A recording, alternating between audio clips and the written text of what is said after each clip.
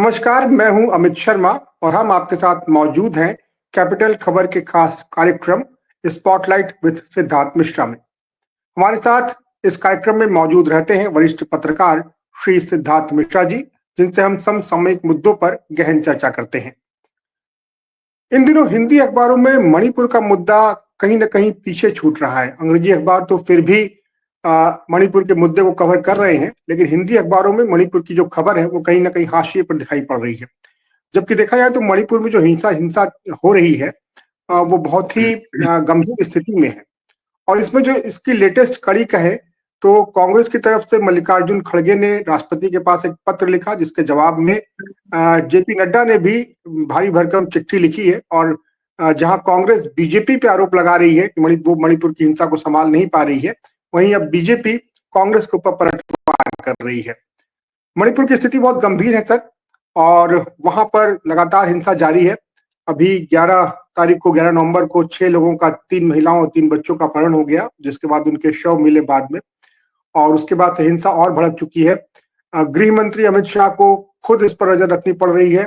केंद्र ने अतिरिक्त पुलिस फोर्स, अतिरिक्त जो फोर्स है वहां भेजी है। और आरएसएस ने भी बयान दिया है कि आरएसएस ने भी कहा है कि राज्य और केंद्र सरकार जो है वो इस स्थिति पर नियंत्रण नहीं पा रही है। और वहां पर राजनीतिक सरगर्मियां भी बहुत तेजी से बदल रही हैं।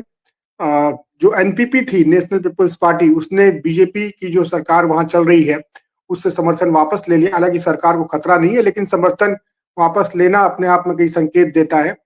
और ये तमाम पृष्ठभूमि है सर, जिस पर आज एक नई लेटर वॉर भी शुरू हो गई है। और उम्मीद ये भी अब जताई जा रही है कि जो आने वाला सेशन है, संसद सत्र चलेगा, उसमें भी मणिपुर को लेकर काफी हंगामा होगा। तो सर, हम आपसे समझना चाहेंगे कि मणिपुर का जो मुद्दा है वो क्या है, विवाद क्यों है, और राजनीतिक रूप से इसे किस तरह देखा जाए। मणिपुर का मामला तो आज जो आप कह रहे हैं पत्रवार जो चला है, लेटर वॉर जो चला है, इससे फिर से मेन स्ट्रीम मीडिया के नजर में तो आ ही जाएगा। मणिपुर में मामला मेरे ख्याल से 2023 में कि गर्मियों से गरमाया हुआ है।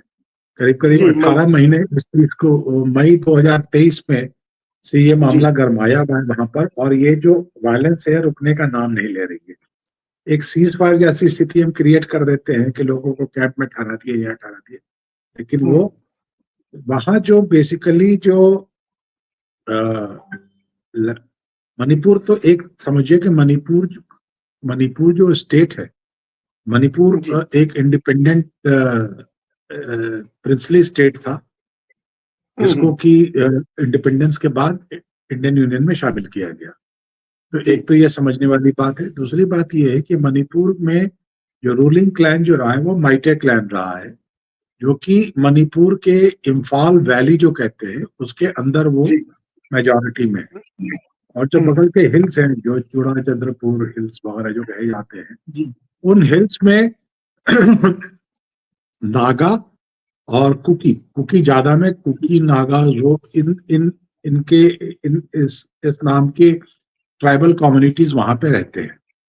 तो जो ज्योग्राफिकली भी जो लोग वैली में होते हैं वो लोग ज्यादा प्रॉस्पेरस होते हैं। तो नेचुरली कहीं भी आप, कहीं के भी आप, मतलब कि जो वैली, इनफैक्ट आप एंशिएंट टाइम से देख लीजिए, जो वैली सिविलाइजेशन होता है वो प्रॉस्पेरस होता है। तो नेचुरली माइटे कम्युनिटी के लोग जो हैं सो ज्यादा प्रॉस्पेरस हैं वहां पर, क्योंकि वो वैली में है। और ये रूलिंग क्लास भी रहा है, हिस्टोरिकल भी देखें तो वहां का रूलिंग क्लास भी रहा है, मतलब कि माइटे वहां के रूलिंग क्लास में रहे। जो राजा वहां के थे, मणिपुर के जो राजा थे इंडिपेंडेंस के पहले, वो माइटे कम्युनिटी से। अभी भी वहाँ जो विधानसभा में स्थिति है कि लगभग 1/3 विधायक जो होते हैं वो मैतेई कम समुदाय से ही आते हैं। जी। हाँ, तो वो ये जो तो और जो जानने वाली बात ये है कि जो ये माइटे कम्युनिटी जो है, ये वैष्णवाइट कम्युनिटी है, हिंदू कम्युनिटी है। इसमें वैष्णव मणिपुरी डांस वगैरह जो आप देखते होंगे, ये सब वैष्णवाइट इन्फ्लुएंस बहुत ज्यादा है इनके ऊपर। वो इनफैक्ट उनके बारे में भी कहा जाता है कि एक अर्जुन की एक पत्नी, जब वो वनवास में थे वो लोग, अज्ञातवास में थे तो मणिपुर में थे, वहां से जी उनकी एक ट्रस्ट। और तो इस तरह से वहां पर आप देखेंगे मणिपुरी डांस वगैरह में कृष्ण भक्ति का काफी इन्फ्लुएंस है। On the other side hills में जो लोग रहते हैं वो लोग क्रिश्चियन कम्युनिटी के ज्यादातर हैं। ज्यादातर लोग क्रिश्चियन कम्युनिटी के लोग वहां पर हैं, ट्राइबल कम्युनिटी के लोग वहां पर हैं। और ब्रिटिश मिशनरीज, जो हमारा जो ब्रिटिश काल जो है, उस पीरियड में ब्रिटिश मिशनरीज वहाँ बहुत एक्टिव रहे, नागालैंड में बहुत एक्टिव रहे, मिजोरम में एक्टिव रहे, और मणिपुर में एक्टिव रहे, मेघालय में एक्टिव रहे। तो ये जो चारों पांचों सटे हुए प्रांत है, मेघालय, मणिपुर, नागालैंड, मिजोरम, ये चार पांच जो सटे हुए प्रांत हैं, इन प्रांतों में वो काफी एक्टिव रहे क्रिश्चियन मिशनरीज। और मणिपुर को छोड़ करके बाकी राज्यों में तो क्रिश्चियन या जो उनका जो ओरिजिनल जो रिलीजन, जो उनका जो उनका जो कहते हैं ना नेचुरल वर्शिप का, जो नेचर नेचर पावर्स को जी वर्शिप करने वाला रिलीजन जो था, वो है या क्रिश्चियनिटी है। हिंदुइज्म बहुत कम है। मणिपुर एक ऐसा राज्य है जहां पर कि हिंदू समुदाय एक प्रोमिनेंट है और वहां पर है। या फिर त्रिपुरा में है जहां पर वो थोड़ा और बंगाल से सटा हुआ है। जी तो और यहाँ पर काफी दिनों से, जो आपने आरएसएस की बात अभी की थी, आरएसएस काफी जी सालों से इन क्षेत्रों में काम करता रहा है। नॉर्थ ईस्ट में आरएसएस काफी सालों से काम करता रहा है और हिंदू समुदाय को एकजुट करने की कोशिश करता रहा है, कन्वर्जेंस को रोकने की कोशिश वहां करता रहा है। अरुणाचल में बहुत काम किया है आरएसएस ने, रामकृष्ण मिशन के लोगों ने बहुत काम किया है, जो जिसको चाइना क्लेम करती है, उसको नेफा का एरिया जो बाद में हमारा अरुणाचल प्रदेश बना, वहां पे काफी ज्यादा एक्टिव काम किया है। और त्रिपुरा में काम किया है। त्रिपुरा में भी वैष्णवाइट इन्फ्लुएंस, वहां के भी जो रिलीजन में वैष्णवाइट इन्फ्लुएंस देखने को मिलता है। हम्म, तो अब एक regional religious communal communal regional tribal strength तो उस सोसाइटी में हमेशा रहा है। हम्म, और वहां पर जो सबसे स्टेबल गवर्नमेंट जो मुझे याद आती है, जो सबसे स्टेबल गवर्नमेंट वहां पर रही, वो ऋषांक केशिंग की गवर्नमेंट थी, जो कि वहां पर वो चीफ मिनिस्टर काफी सालों का, और वो नगा समुदाय के थे। जी तो उनके बारे में कहा जाता था कि वो मैतेई और कुकी समुदाय के बीच में सामंजस्य बनाने में सक्सेसफुल रहे थे। जी लेकिन जब भी मैतेई चीफ मिनिस्टर वहां पर बने हैं मणिपुर में, जी समहाउ कुकी कम्युनिटी को ट्रस्ट नहीं कर पाई है। और हमेशा कोई ना, या तो अभी के वो बीरेन सिंह हो, या इनके पहले नाम सिंह हो, या पुराने जमाने में आके धोरेंद्र सिंह रहे हो। मतलब ये ऐसा आर के लिखते हैं, राजकुमार लिखते हैं अपने आप को उसको। जी तो तो ये कम्युनिटीज जो हैं सो उनको ट्रस्ट नहीं कर पाती। एक ये जो अभी जो झगड़े का मामला जो अभी लेकिन टेंशंस रहे हैं अंडर कंट्रोल, कभी इतना वायलेंस नहीं हुआ जितना अभी वायलेंस हो रहा है। ये माना जा हाँ रहा है कि ये करीब करीब 300 लोग इस 18 महीने में वहां पर मारे जा चुके हैं। जी और ये जो 2023 मई 2023 में मणिपुर गवर्नमेंट एक बिल लाई, जहां पर कि मेते कम्युनिटी को उसने शेड्यूल ट्राइब का स्टेटस देना चाहा, जी जिसको लेकर के सारा झगड़ा हुआ, जिसके लेकर कुकी कम्युनिटी के लोगों में ये अंदेशा हुआ कि ये तो हमारे जो ट्राइबल राइट्स हैं, खास करके हिल एरियाज में, उस पर मेटे लोग कब्जा करना चाह रहे हैं, जिसको लेकर के ये सारा कुछ मामला उठा। बीजेपी ने वहां पर बीजेपी बहुत की पैदाइश वहां बहुत हाल फिलहाल की पैदाइश है। और बीरेन सिंह उनके जो लीडर हैं, ये लोग कांग्रेस में थे। बीरेन सिंह तो इसके पहले वाली कांग्रेस सरकार में नंबर 2 के मंत्री थे। तो वहां से काफी हद तक कांग्रेस से जब ये बीजेपी, वहां जो एक स्ट्रेन पैदा हुआ है कुकी और माइटेक कम्युनिटीज के बीच में, तो उस सिचुएशन में काफी माइटेक कम्युनिटी के लीडर जो है बीजेपी में शिफ्ट कर गए। और इसीलिए आज के 60 मेंबर का जो हाउस है वहां मणिपुर का, उसमें करीब करीब 37 मेंबर जो है सो बीजेपी बीजेपी के हैं। 37 मेंबर में 30 मेंबर लोग बताते हैं कि मैटे कम्युनिटी के हैं, और 7 मेंबर कुकी कम्युनिटी के हैं। जी ये बताया जा रहा है। और वो भी शामिल है जो जेडीयू से जो जीत करके आए थे फिर बाद में बीजेपी में शामिल हो गए थे।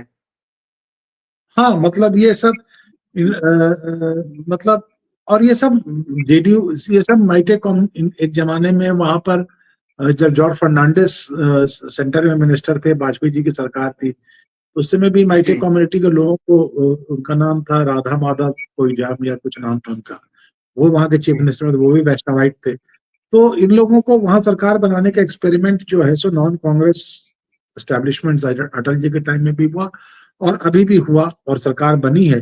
सरकार 5 साल चली भी ठीक ठाक। और फिर जो, लेकिन सेकंड टर्म में जो ये सरकार आई है उसके बाद से समस्या, खास करके जब से ये एसटी बिल लेकर के आई है, तब से ये जी समस्या बढ़ गई है और वायलेंस बहुत ज्यादा बढ़ चुका है और कंट्रोल नहीं हो रहा है। जो वहाँ की पुलिस फोर्स जो है वो पूरी तरह से एक तो विभाजित है, मतलब कि जो माइटे कम्युनिटी के साथ है और जो कुकी कम्युनिटी के लोग हैं कुकी कम्युनिटी के साथ है। जो कांग्रेस का, जी मतलब कि जो गवर्नमेंट का जो वहां पर जो इन्फोर्समेंट आर्म है वो बहुत वीक पड़ चुका है, लॉ एंड ऑर्डर एस्टैब्लिश करने की स्थिति में नहीं। एन बीरेन सिंह इस इसको पहला टर्म तो उन्होंने ठीक ही चलाया एन बीरेन सिंह ने, और उसके बाद वो उसके बाद सेकंड टर्म में उनकी ये परेशानी आ रही है। तो अब वो, लेकिन जो है कि अभी उन्होंने एक मीटिंग की थी भाजपा, कल परसों में बीजेपी विधायक दल की मीटिंग की थी, भाजपा विधायक दल की मीटिंग की थी। उसमें काफी लीडर्स ने उसको बॉयकट किया था, अटेंड नहीं किया था किस कुछ कारण देकर। तो करीब 10 से 11 एमएलए लोग बताते हैं कि भाजपा के भी 10 से 11 एमएलए ऐसे हैं जो चाहते हैं कि एन बीरेन सिंह को हटाया जाए, इनसे वायलेंस कंट्रोल नहीं हो पाया। एन बीरेन सिंह एक बार पहले भी इस्तीफा देने का ड्रामा किए थे और फिर अपने ही लोगों को सड़क पर भेज करके अपने काफिले को राजभवन के जाने के से पहले रुकवा लिए। तो ये एन बीरेन सिंह अच्छे मंजे में खिलाड़ी हैं, इतनी जल्दी गद्दी तो छोड़ेंगे नहीं। जी लेकिन स्थिति वहां कुकी और माइटे कम्युनिटी के बीच में दरार बहुत चौड़ा पड़ चुका है और वहां के पुलिस का या local law and order agency के बस की अब बात नहीं है, वहां पर उनकी बस की बात नहीं है। और खड़गे की जो चिट्ठी है, खड़गे की चिट्ठी ने यही लिखा है कि आपकी गवर्नमेंट, आपकी सेंट्रल गवर्नमेंट और आपकी स्टेट गवर्नमेंट कितनी बुरी तरह से फेल कर गई है वहां पर। और उन्होंने प्रेसिडेंट रूल का डिमांड किया है और कहा कि सेंट्रल इंटरवेंशन वहां पर बहुत जरूरी है। उनकी चिट्ठी के बाद आपको याद होगा कि जब ये वायलेंस, जो जो अभी जेरी ब्राम में जो आज से 6 दिन पहले जब वायलेंस हुआ है, जहां पर कि जो 3 बच्चे और 3 औरतों को मार दिया गया है, जीरी ब्राम नाम की जगह है।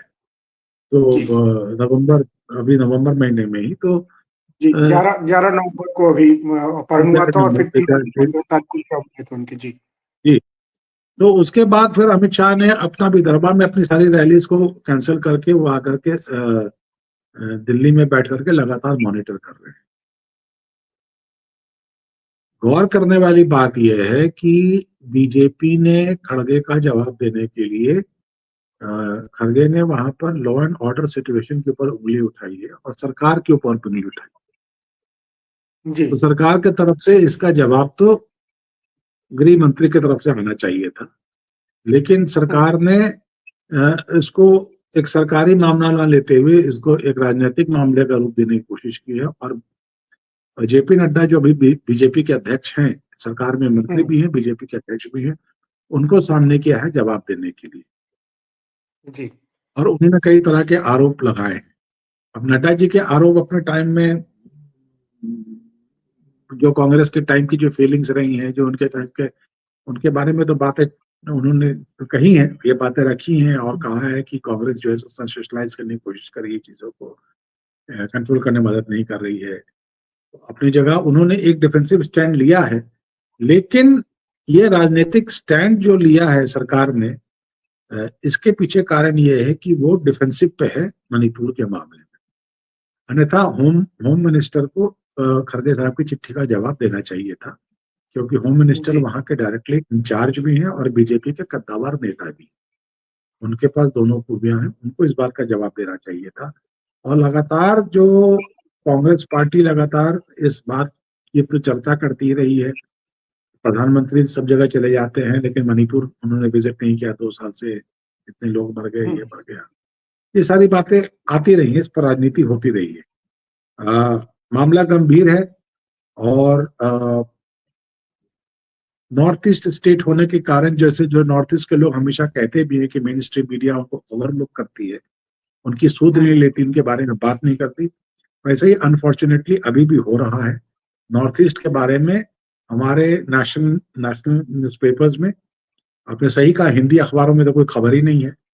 दिल्ली से छपने वाले हिंदी अखबारों में भी कोई खबर नहीं है, और अंग्रेजी अखबारों में कुछ खबर है, लेकिन ऐसी कोई खबर नहीं है।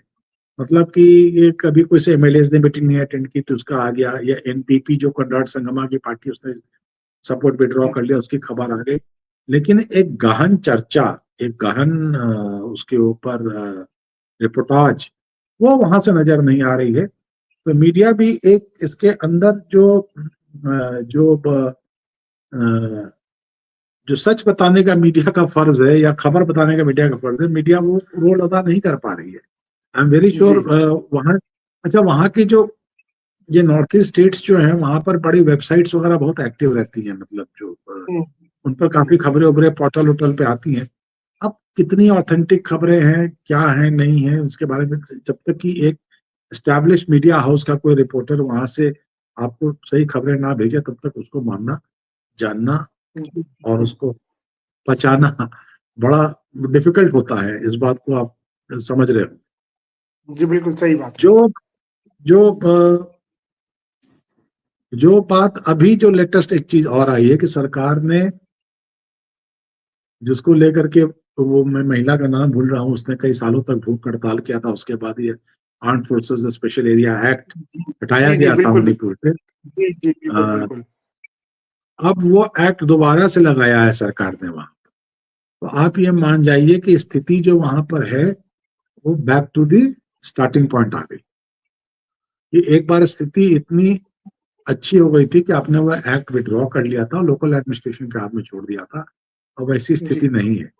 आपने ये जो special arm forces special area act जो है, सो आपने फिर से लगा दिया है, और बता रहे हैं कि आर्म फोर्सेस की करीब करीब 200 company, central arm police force की 200 कंपनी जो है, सो वहां पर भेजी गई है वायलेंस को रोकने के लिए, और आर्मी को फिर से वहां पर एक्टिव किया दिया जाएगा उनको रोकने के लिए। तो स्थिति तो गंभीर है, जिसके बारे में चर्चा नहीं हो रही है, और arm forces special area act का दोबारा लग जाना तो यह संकेत देता है कि मामला बहुत ही गंभीर है। नड्डा जी जिस पर भी दोषारोपण करें, लेकिन फैक्ट ये है कि पिछले 7-8 सालों से उनकी पार्टी की सरकार वहां पर है, उनके पार्टी के मुख्यमंत्री वहां पर है, और उनके ऊपर जो है सो उनपे जो एक विश्वास वहां के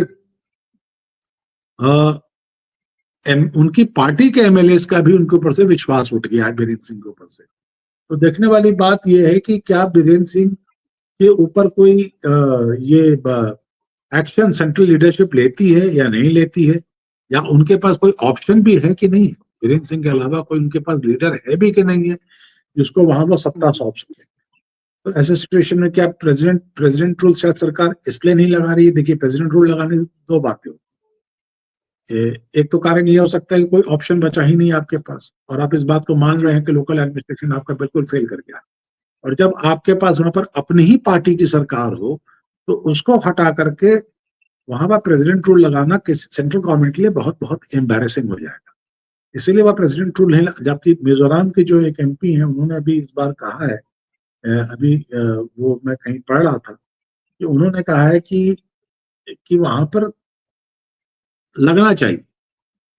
उन्होंने कहा है कि वहां पर अब स्टेट गवर्नमेंट के बस का नहीं है, जो अगल बगल के स्टेट के जो गवर्नमेंट्स हैं, जिनको ये घबराहट हो रही है कि वायलेंस कहीं फैल करके उनके स्टेट्स में ना आ जाए, वो कह रहे हैं कि अब ये लोकल गवर्नमेंट स्टेट गवर्नमेंट के बस की बात नहीं है। अब सेंटर को अपने हाथ में मामले लेना चाहिए, और वहां आकर के उनको चीजों को सुधारना पड़ेगा, और आर्मी का इस्तेमाल करना पड़ेगा। ये अगल बगल के स्टेट्स के मेंबर ऑफ पार्लियामेंट में कह रहे हैं, मिजोरम के मेंबर ऑफ पार्लियामेंट कह रहे हैं, कोनराड संगमा कह रहे हैं, और वहां के भी बीजेपी के भी कई एमएलए इस बात को कह रहे हैं कि एन बीरेन सिंह की सरकार को हटाया जाए। तो पॉलिटिकल क्राइसिस मिला जुला करके पॉलिटिकल क्राइसिस तो है, सिक्योरिटी क्राइसिस भी है, जान माल की हानि भी हो रही है, और हर एक हफ्ते 10 दिन में इंटरनेट को बंद कर देना, पोर्टल से डाउन कर देना, टेलीफोन कनेक्शंस काट देना, मोबाइल कनेक्टिविटी काट देना, ये सारी चीजें हो रही हैं। जो हालात कश्मीर में एक जमाने में थे, वैसे ही करके जी कुछ हालात अब वहां पर मणिपुर में लगातार चल रहे हैं। जी। अच्छा, इसमें सर चूंकि बर्मा से सटा हुआ राज्य है मणिपुर, तो वहां से भी मिलिटेंट्स के आने की बात आती है और ये भी माना जा रहा है कि चीन भी कहीं ना कहीं अपनी घुसपैठ कर रहा है। मिलिटेंट्स, चूंकि मिलिटेंट्स नाम दिया जा रहा है इन्हें, इसमें कितनी आपको बात सही लगती है और क्या लगता है कि अंतर्राष्ट्रीय स्तर पर इसका क्या असर पड़ रहा है? देखिए, चीन का तो हमेशा से इंटरेस्ट नॉर्थ ईस्ट में रहा ही है, और चीन से हमेशा से नॉर्थ ईस्ट में खास करके जो बॉर्डरिंग स्टेट्स हैं उस पे उसके मार्फत वो इन्फिल्ट्रेशन करना तो चीन तो चाहता ही है। इसमें तो कहीं तो कोई मतलब कि ये तो एक एस्टैब्लिश फैक्ट है। वो नागालैंड हो, मिजोरम हो, मणिपुर हो, अरुणाचल हो, इन स्टेट्स में तो वो चीन तो करता ही है। और हमें उसके खिलाफ सतर्क भी रहना है, ये भी हम जानते हैं। जी असम हो, असम हो, और बर्मा के रास्ते वो वो जी वो इन्फिल्ट्रेशन यहाँ पर करवाता है। अब बर्मा में क्या था कि जब तक वहां डेमोक्रेटिक गवर्नमेंट थी ऑन्ग सान सू काई का, तब तक तो वो हम्म प्रो भारतीय सरकार मानी जाती थी। लेकिन चीन वहां पर डेमोक्रेसी को एग्जिस्ट करने नहीं देता, वहां वो हमेशा मिलिट्री को बैक करता। मिलिट्री जनता की जो गवर्नमेंट वहां पर बनती है, वो चीन की हम्म एक तरह से स्टूज गवर्नमेंट होती है। तो वो अपना अपनी भूमि का इस्तेमाल करने देती है मिलिटेंट्स को कि भारत में। तो देखिए, ये सब कोई नई बातें नहीं है, ये सब स्टैब्लिश फैक्ट्स हैं, नोन फैक्ट्स हैं, और लगातार फौज इन चीजों से डील करती रही है। हमें अपने आप को अपने स्टेट के अंदर अपने लोगों को मजबूत कर, और जी क्राइसिस यहाँ पर हम ये नहीं कर सकते कि सिर्फ चीन नया कौन सा कर रहा है, चीन तो हमेशा से ये करता ही रहा है। हम्म हमारी क्राइसिस ये है कि हमारे दो जो मेजर कम्युनिटी उस स्टेट के अंदर है, उन दोनों ने एक दूसरे पे ट्रस्ट लूज कर दिया है, और ट्रस्ट लूज करने के बाद एक दूसरे को मारने मरने को उतारू हो गए। ये वहां की जी क्राइसिस है। अब चीन तो जी ठीक है, वो तो आग में घी डालेगा ही, वो तो करेगा ही। लेकिन आग तो हमारे यहाँ लगी हुई है ना, आग तो हमारे प्रांत में लगी हुई है ना, हमारे स्टेट में आग लगी हुई है। हमें तो उस जी आग को बुझाना। अगर वो आग बुझ जाएगी तो चीन फिर इरेलीवेंट हो जाएगा, वो आग नहीं बुझेगी जी तो चीन एक्टिव रहेगा। जी। तो जाहिर सी बात है, चूंकि एथनिक क्लैश है, आपस की कम्युनिटीज में क्लैश है वहां पे, तो आप इस तरीके से सुरक्षा बल भेज के आम और अफस्पा वहां पे लागू करके आप इसका कोई स्थायी समाधान तो नहीं ढूंढ सकते हैं। भले ही कुछ दिनों के लिए आप नियंत्रण बना स्थिति को नियंत्रण में रख लें, आप स्थायी समाधान की दिशा में क्या हो सकता है सर, जो इन राजनीतिक सर अब देखिए, उठा पटक से ऊपर हो और बाकी लोगों के इंटरेस्ट हो? जैसे भी आपने अब कहा कि ये एसटी तो एक्ट आने के बाद ही समस्या बढ़ी है। अब तो वो वही बात है ना कि वो जो एक सेंस ऑफ इनसिक्योरिटी उनके बीच आ गया है, और जी वो उसको उसको तो रिजॉल्व करना। अब वो उसको कैसे रिजॉल्व करेंगे? अब वो एसटी एक्ट को, आप कहते हैं ना राइडिंग द टाइगर। अब आप जी टाइगर को आप चढ़े ना, आप उससे उतर सकते हैं ना चल सकते हैं। वही बीरेन सिंह जी ने किया है वहां पर, she is riding the tiger. अब ना उनको फिर चलते बन रहा, ना उतरते बन रहा है। एसटी एक्ट का विड्रॉ करने का एक अलग रिपोर्केशन होगा, बहुत बड़ा रिपोर्केशन होगा, मेटिव कॉम्पिटिटिव पड़ जाएगी। तो उससे जी कोई चीज रिजॉल्व हो जाएगी? वोल्केनो तो फट चुका है। अब उसको ढांपना इतना आसान नहीं है, और ये ढांपना इतना आसान नहीं है। और मेरे ख्याल से जो time and tide are biggest levellers जो कहा जाता है, हम्म तो वो मेरे ख्याल से वहां पर यू विल हैव टू, जो फोर्सेस ही हैं वो शांति ला पाएंगी, और फिर धीरे धीरे कुछ पॉलिटिकल इनिशिएटिव्स लेकर के चीजों को सुलझाया जा सकेगा। यही जी वहां का सोल्यूशन मुझे दिखता है। जी और आपस में जो सेंट्रल सेंटर में तू मैं करके कि चिदम्बरम ने ये किया, उसने वो किया, हाउ डज दैट मैटर? किसने क्या किया? मतलब कि 10 साल से आपकी सरकार सेंटर में है, 7-8 साल से आपकी सरकार मणिपुर में है, तो लोग तो आप जब इस तरह के जवाब देंगे तो लोग मतलब आपके जवाब से कन्विंस थोड़ी होंगे। जी। यहाँ जवाब तो गृह मंत्री को देना है, उनको जवाब पार्लियामेंट में इस बात का जवाब देना चाहिए, हम्म। और पार्लियामेंट में ये बातें उठेंगी, बिल्कुल उठेंगी पार्लियामेंट के अंदर, तो उस पर सवाल जवाब किया जाए। तो जाहिर सी बात है कि जो सेशन स्टार्ट होने वाला है, संसद सत्र जो शुरू होगा, उसमें मणिपुर के मुद्दे को लेकर भी चर्चा होगी और मेरे ख्याल से काफी हंगामा भी होगा। लेकिन दिक्कत यही कि इस हंगामे की भी जो मूल समस्या है वो दब जाती है। राजनीतिक पार्टियां आरोप प्रत्यारोप लगाती रह जाती हैं और समाधान की दिशा में काम नहीं हो पाता है। आ, हम ये उम्मीद करें कि और कि इस बार कम से कम मणिपुर में जो हिंसा हो रही, जैसे आपने बताया भी कि माना जा रहा है कि 300 से ज्यादा लोग वहां मारे जा चुके हैं, तो ये बड़ी समस्या है। और राजनीतिक पार्टियों को राजनीति से ऊपर उठ करके ये सोचना चाहिए कि वहां के लोगों के लिए क्या किया जा सके और किस तरह से वहां पे इस समस्या का समाधान ढूंढा जा सके, लाया जा सके और एक सामंजस्य बैठाया जा सके कुकी कम्युनिटी और मतई कम्युनिटी के बीच।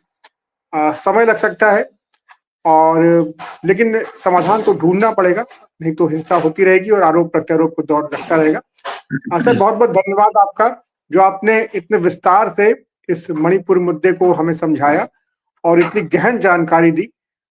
खबरें तो बहुत सी आ रही थी, लेकिन जो इसका बैकग्राउंडर रहा है कि विवाद क्यों है, किस कारण से है, ये विस्तार से कहीं जानकारी लोगों को नहीं मिल पा रही थी। तो आपने जो आपके पास जो इतना वास्ट नॉलेज था आपके पास, वो आज आपने शेयर किया हम लोगों के साथ और इतने आसान और इतने सरल तरीके से आपने सब सारी बातें बताई।